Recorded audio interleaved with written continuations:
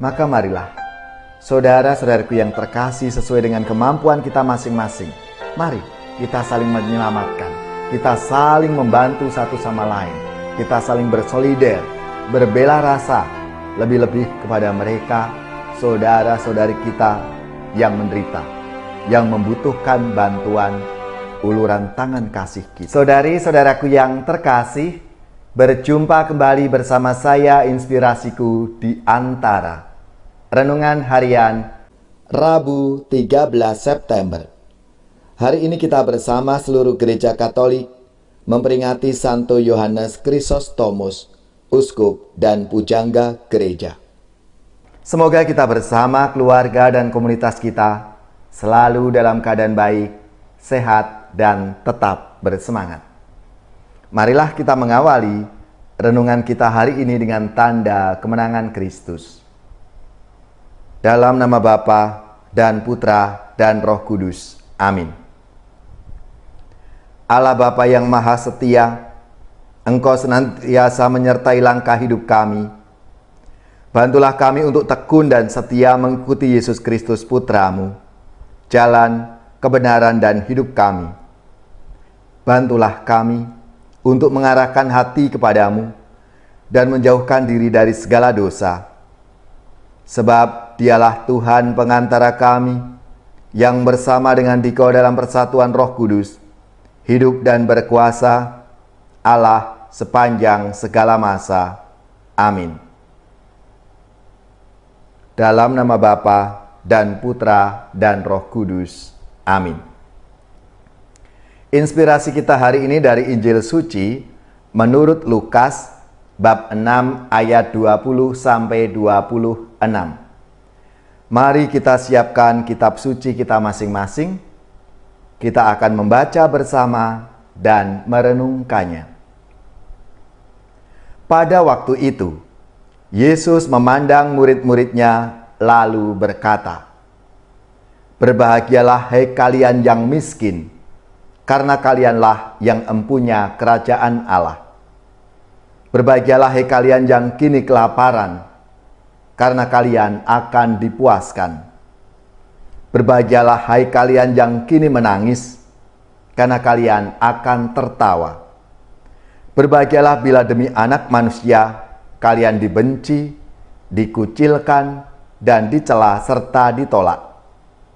Bersukacitalah dan bergembiralah pada waktu itu, karena secara itu pula nenek moyang mereka telah memperlakukan para nabi.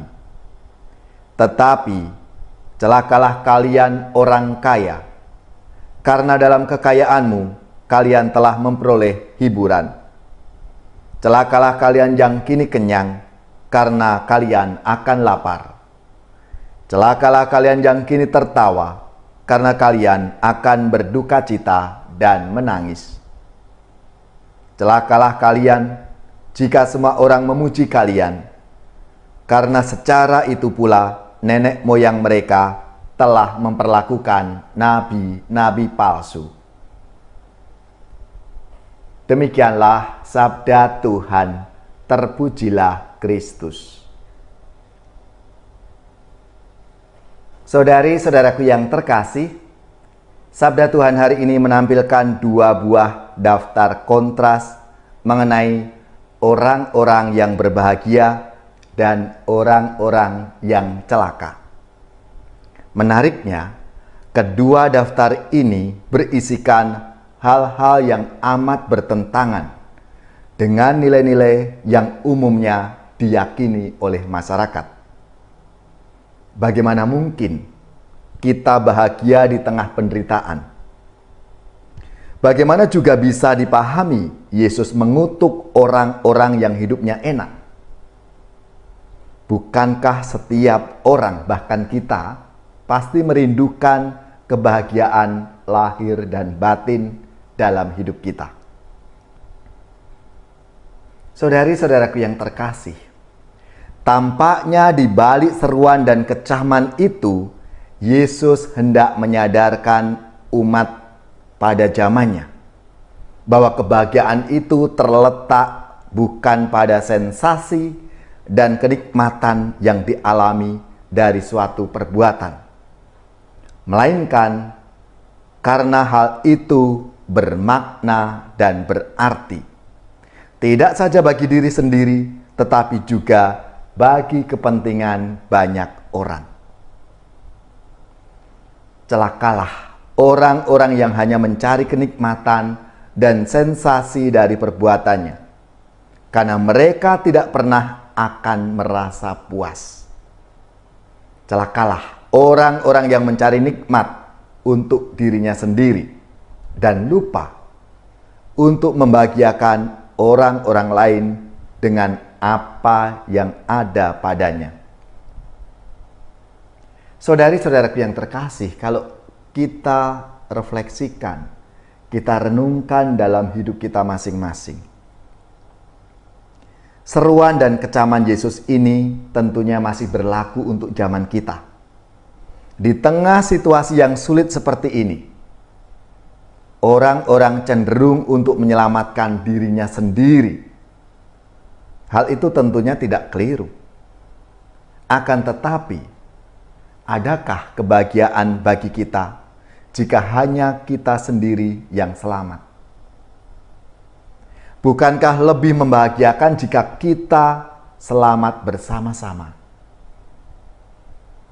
Maka marilah, saudara-saudaraku yang terkasih, sesuai dengan kemampuan kita masing-masing, mari kita saling menyelamatkan, kita saling membantu satu sama lain, kita saling bersolider, berbela rasa, lebih-lebih kepada mereka, saudara-saudari kita yang menderita, yang membutuhkan bantuan uluran tangan kasih kita.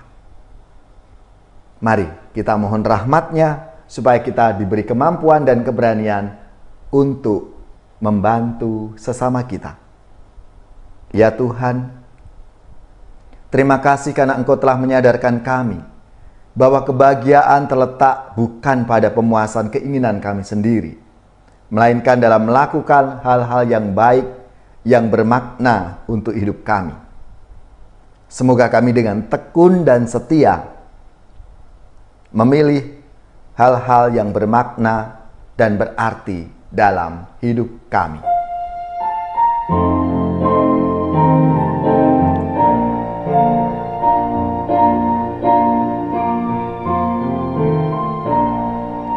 Ku gembira Kau berkata, mari hadap Tuhanmu.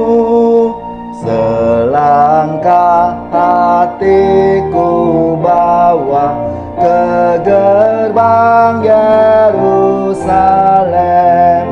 Wahai kawan, bergegaslah, rintis jalan ke surga. Ku bersyukur dalam hati karena perlindunganmu. Ku berharap saat nanti Kau taburkan rahmat-Mu.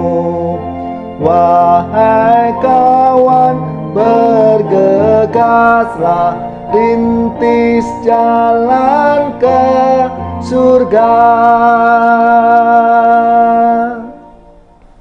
Saudari-saudaraku yang terkasih, marilah kita mengakhiri renungan kita dengan mohon berkat Tuhan. Kita akan menerima tugas perutusan. Marilah kita siapkan hati kita untuk menerima berkat Tuhan. Semoga saudari-saudara sekalian, keluarga-keluarga dan komunitas kita, orang-orang yang kita doakan, mereka yang sakit, yang menderita, seluruh tugas, belajar, pekerjaan, usaha, serta karya pelayanan kita, dibimbing, dilindungi dan diberkati oleh Allah yang Maha Kuasa, Bapa dan Putra dan Roh Kudus. Amin.